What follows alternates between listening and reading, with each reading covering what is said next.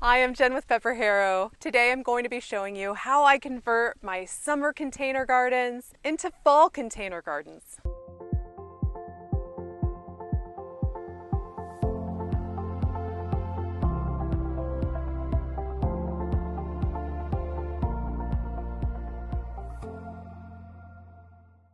The first thing I look for when I'm selecting one of my container gardens to convert from summer into fall is some of the colors. And I picked this one in particular because it has a lot of burgundy in it, a lot of hot pink. I kind of associate these things with fall. It blends well with red, it blends well with orange. It's a nice kind of autumnal color and something that I can work with. But know that you can work with any colors that you have for container gardens that you may have growing. The fall is all encompassing. Everything is in bloom, everything is fair game, but a lot of those fuchsia tones look amazing with some of the browns and oranges that we were talking about. So that's why I chose this particular container. And I only have a couple things growing in it right now. I have some cascading petunias, and there is a beautiful fuchsia colored geranium. And the first thing I did, and I cheated a little bit, I already kind of clipped some pieces out. I'm making a little bit of room for some of the plants that I'm going to put in. So I came in and I took out a little bit of my petunia. You want to make sure as you're doing your petunias that you cut out all of these spent blooms so that your petunia will bloom again. Taking out all of the dead stuff and some of the spent blooms will help it keep blooming and keep looking gorgeous throughout the fall for you. So that's the first thing. I'm going to deadhead this geranium bloom. It was kind of a spent one. So as your flowers bloom out, make sure that you come in and take out those spent blooms as you're caring for it, and it'll make sure that you have blooms the rest of the fall into frost. All right, so I trimmed that out, and I may end up coming in and trimming out a bit more later. I don't know yet. We'll see how this goes. But the first thing I'm going to do is grab one of my ornamental pepper plants. Now, I don't think red looks amazing with fuchsia, but I love these ornamental peppers, and I love how they have different colors. So you can see there's some reds here, there's some greens, and then there's even some oranges.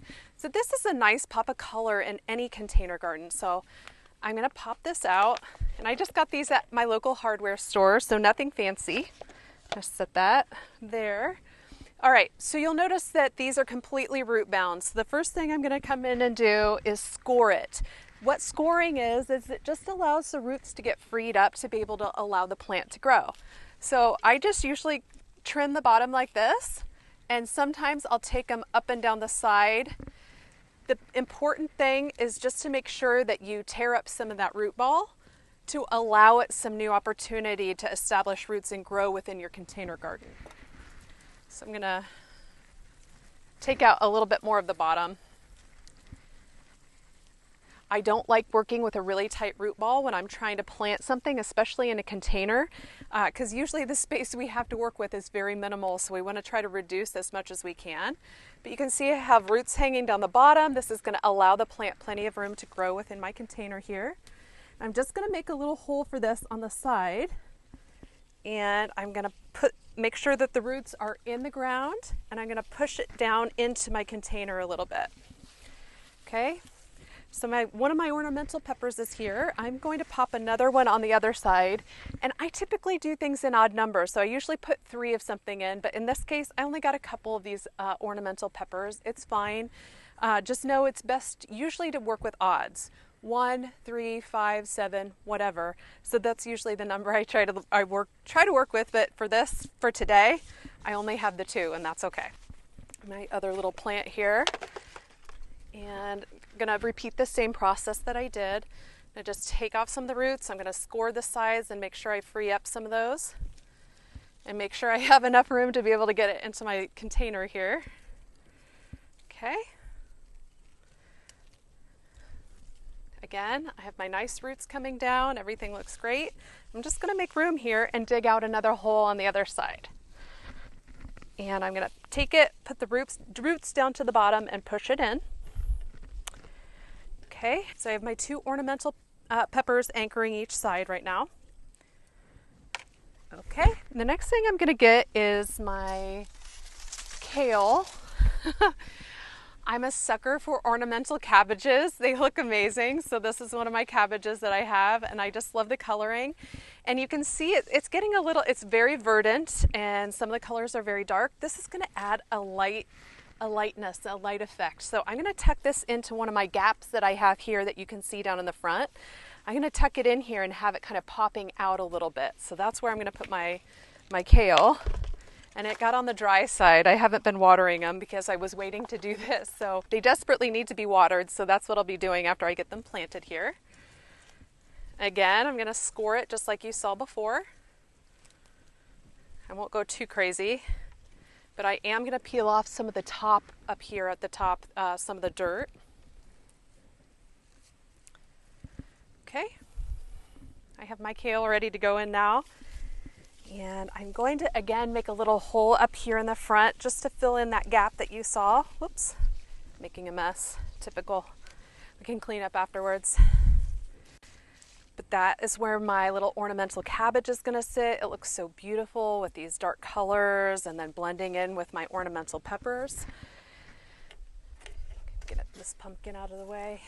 Here we go. Okay. All right, the next thing I'm going to do is grab my other kale, my other ornamental cabbage. Okay, and again, I'm gonna score it and make sure that I have all the roots freed up so that it can go nicely into my container garden. And this one, I'm gonna put it around on the back side.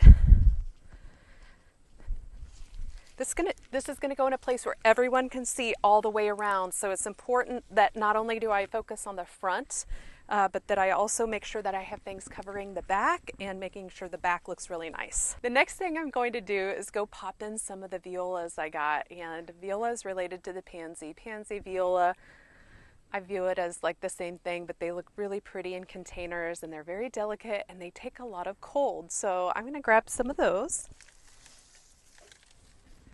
I grabbed some orange ones in particular to put into our little container garden. And I grabbed the orange because, as you saw with some of the ornamental peppers, some of them were turning orange. I'm just going to tuck these little orange pansies around in my container garden here, just for a little bit of pop of color, just for some attention. It was starting to look a little bit monochromatic with some of the colors that we were using, and we really needed a high contrast. And that's really what this orange is giving us here. I'm going to just pop them in randomly where I think we might need a little bit of attention of color. And these will cascade out just like the petunias that you see here. So they'll grow long and they'll start coming out. And I have several of these. So this is my third one I'm sticking in, but I'm really gonna load this up and make sure that I pop a lot of them in. The more the merrier here. The more you have in your container, the more it's gonna force it to bloom and just go crazy. And that's what I want. I want tons of color. I want this to provide a lot of interest for my fall scape that you can see here where it will be sitting. And I want people to just like exclaim over how gorgeous it looks here.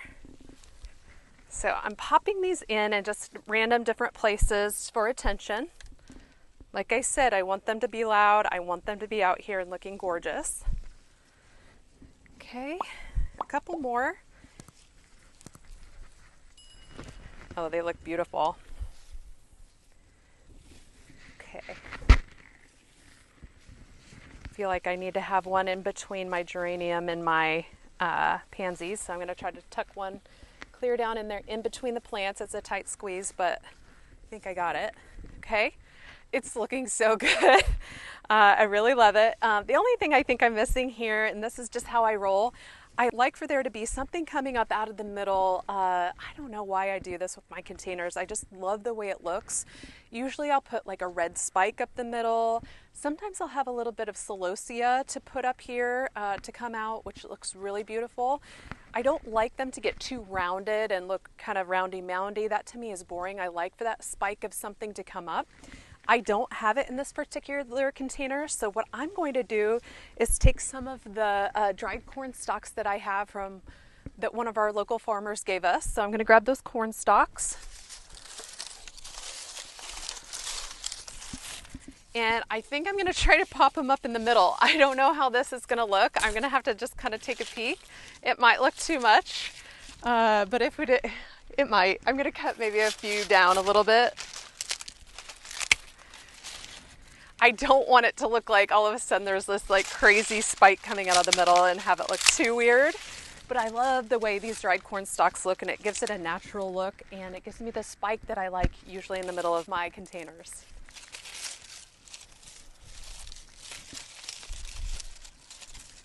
Okay, I'm just popping them in. Again, they're not growing, they're dried, so they don't even actually need to be down in the dirt. This is just for interest and to make them look good.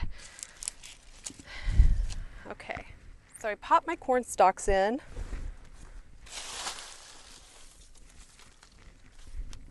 Oh, I have one more. I have one more corn stalk to put in, and I actually think I need a few more. And I'm not gonna lie, I might raid my landscape and just take some more off of there. But I'm gonna pop in my last one that I have available to me, and then I'm gonna take a peek.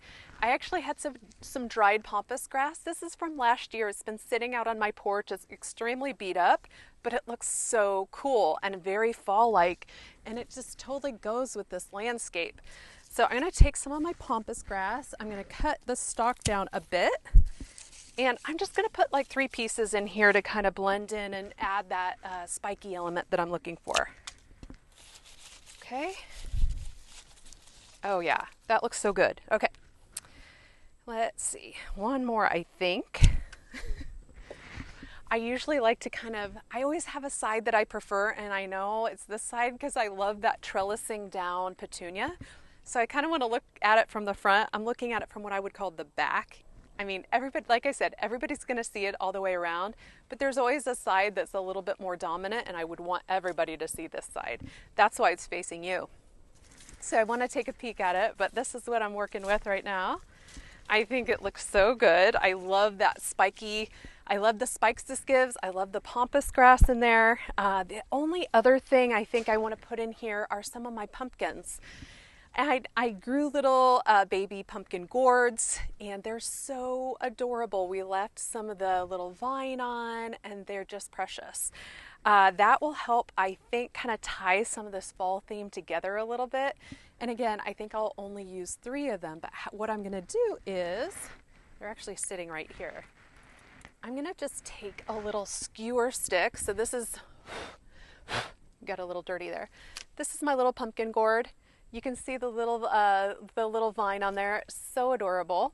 So I'm gonna take my little pumpkin here, my little gourd, and I'm gonna take my skewer stick and carefully take my skewer stick, the pointy end, and skewer it.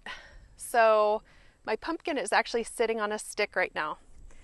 And I'm gonna take that and pop it into my container. I don't know if it's gonna be too heavy or not. It was feeling a little bit top heavy. There we go. But I just took my little gourd and I popped it down in the dirt. So it's on a stick, it's in the dirt, but it has a little bit of a stable something to hold it in here so it just doesn't plop out onto the ground. Okay, so that's sitting down in there.